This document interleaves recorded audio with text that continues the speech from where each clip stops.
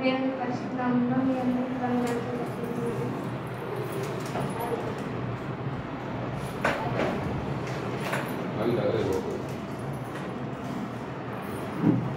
ఈ మధ్యాహ్న సమయంలో సిలువలో పలికిన మొదటి మాట గురించి నేర్చుకున్నాం. చిన్న ప్రార్థన చేస్తాం. స్తుతి స్తోత్రం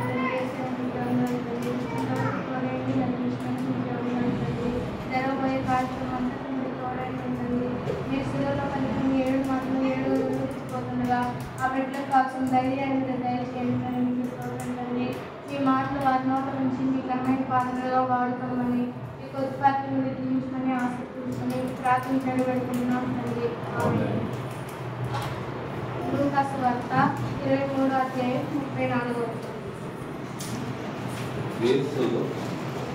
యేసు తండ్రి వీరేమి చేయుచున్నారో వీరెరుగ గనుక వీరిని క్షమించమని చెప్పెను. చూడండి, ఫస్ట్ మాట, తండ్రి వీరేమి చేయుచున్నారో వీరెరుగను కనుక దయతో వీరిని క్షమించుము. ఈ మాట క్షమాపణతో కూడుకున్న మాట. యేసుక్రీస్తు వారిని ఆకర్షణాత్మలు శిలువ మరణమునకు అప్పగించి ఆ శిలువపై 3 మేకులతో క్రీస్తును బంధించారు. శిలువ శిక్ష ఎవరికి వేస్తారు? దొంగలకు, నరహంతకులకు, దోపిడీగాళ్లకు. కానీ యేసుక్రీస్తు వారు ఏ నేరము చేయలేదు. మన కొరకే శిలువలో బలి అయ్యారు. ఈ కేక సర్వ మానవాళి యొక్క పాప క్షమాపణకై యేసుక్రీస్తు వారు వేసిన గొప్ప ప్రార్థనా కేక. ఆ శత్రువులు యేసుక్రీస్తు వారిని అవమానమునకును, దూషణకును, భయంకరమైన చిత్రవదకును అప్పగించి ఆయనను బాధ పెడితే మరికొందరు ఆయనను హింసిస్తూ, హేళన చేస్తూ, అసభ్యకరంగా మాట్లాడుతుంటే క్రీస్తు వారు వీరిని క్షమించుము అని పలుకుతున్నాడు. అటు క్షమాపణ కొరకు మనలో ఉందా? హల్లెలూయా.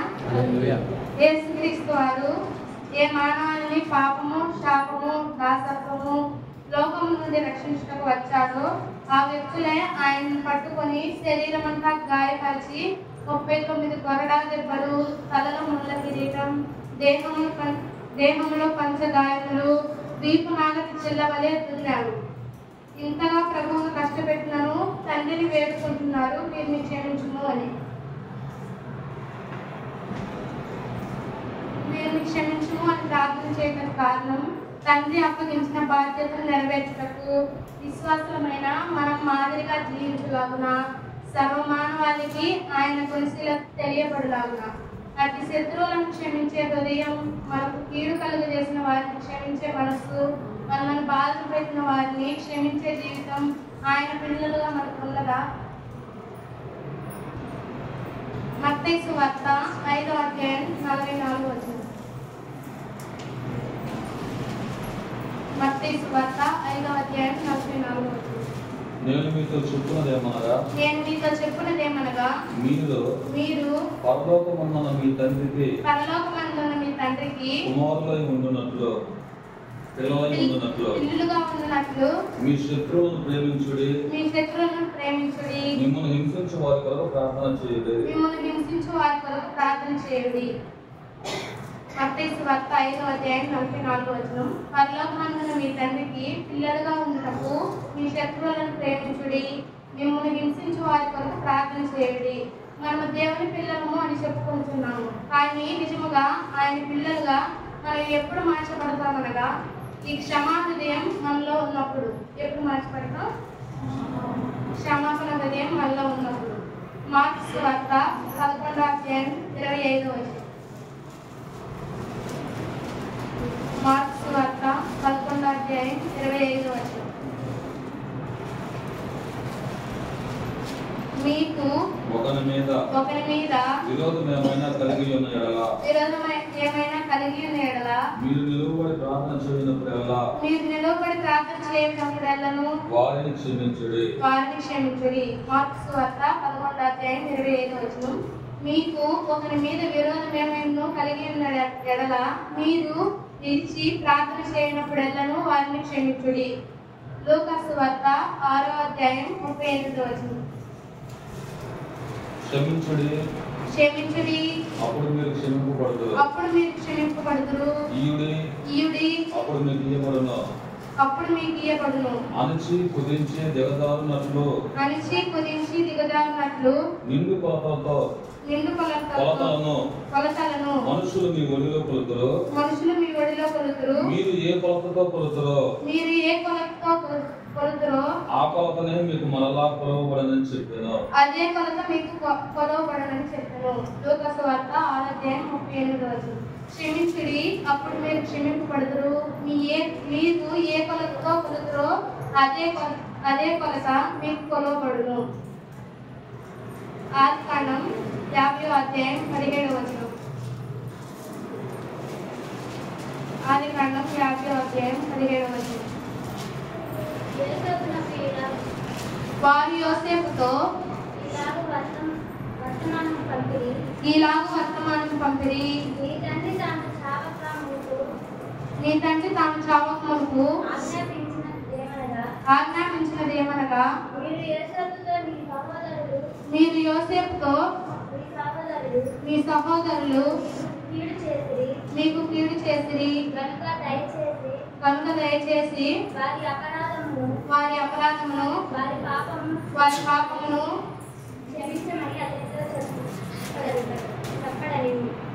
క్షమించమని అతడితో చెప్పుడనెను. దీని అర్థం వారు యోసేపుతో నీ తండ్రి దాసుల అపరాధములు క్షమించమనిరి. వారు అలాగు పలకగా యోసేపు ఏడ్చెను. యోసేపు తన కీడు తలపెట్టి కొట్టి గుంటలో పడవేసి అమ్మివేసిన అన్నలను క్షమించినందున యోసేపును దేవుడు గొప్పగా హెచ్చించాడు. ఎందుకు హెచ్చించాడు?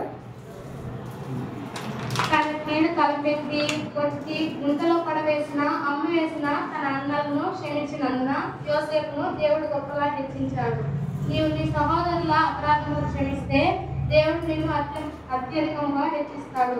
అతి కృత దేవుడు ఈ మధ్యాహ్న కాల సమయంలో మనందరికీ దయచేయను గాక. ఈ కొద్ది మాటలో దేవుడు దీవించి ఆశీర్వదించి మన హృదయాల్లో కలిగితేను గాక.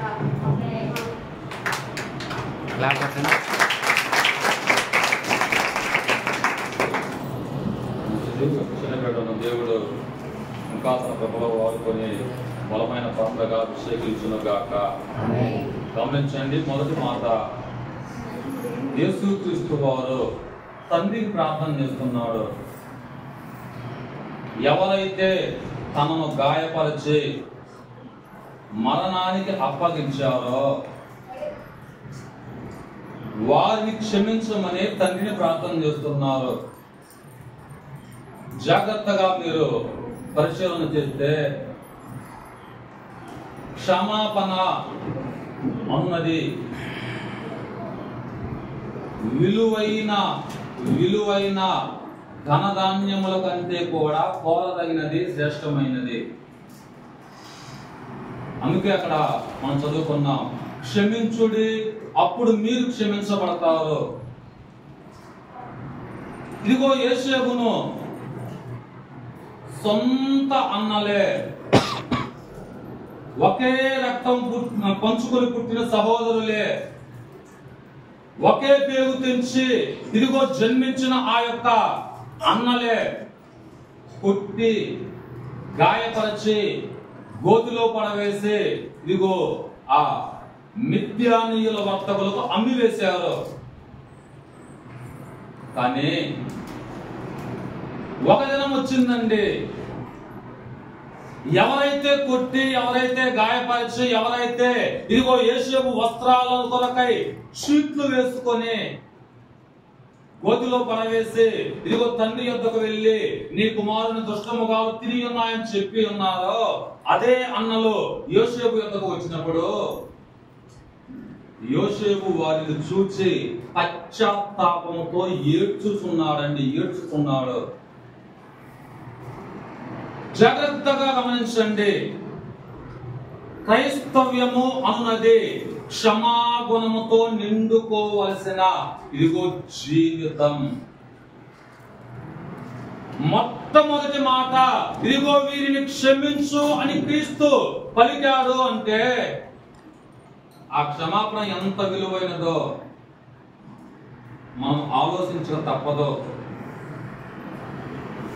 క్రీస్తే కనుక మనం క్షమించకపోతే, క్రీస్తే కనుక మన అపరాధాలను క్షమించకపోతే, క్రీస్తే కనుక మన యొక్క పాప దోషాలను క్షమించకపోతే మన పరిస్థితి ఏమిటి?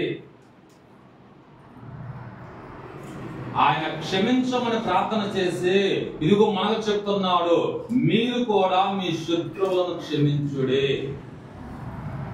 ఎంత ప్రార్థన చేసినా, ఎంత కన్నీరు కార్చినా, ఎంత ఉపవాసాలున్నా, ఎంత పరిచర్య చేసినా, ఎంతటి కానుకలు ఇచ్చినా, ఎంతగా నీవు కీర్తనలు పాడినా, ఈ క్షమా హృదయము నీలో లేకపోతే, ఈ క్షమా జీవితం నీలో లేకపోతే నీ భక్తంతా కూడా బూడిదలో పోసిన పన్నీరే. పన్నీరు అనగా అత్తరు లేదా సెంటు.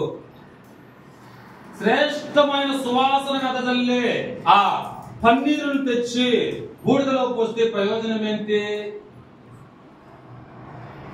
క్షమించే హృదయము మీలో లేకపోతే, క్షమించే హృదయం మనలో లేకపోతే మన భక్తి ఎన్ని సంవత్సరాలైనా వ్యర్థం వ్యర్థం వ్యర్థం వ్యర్థం.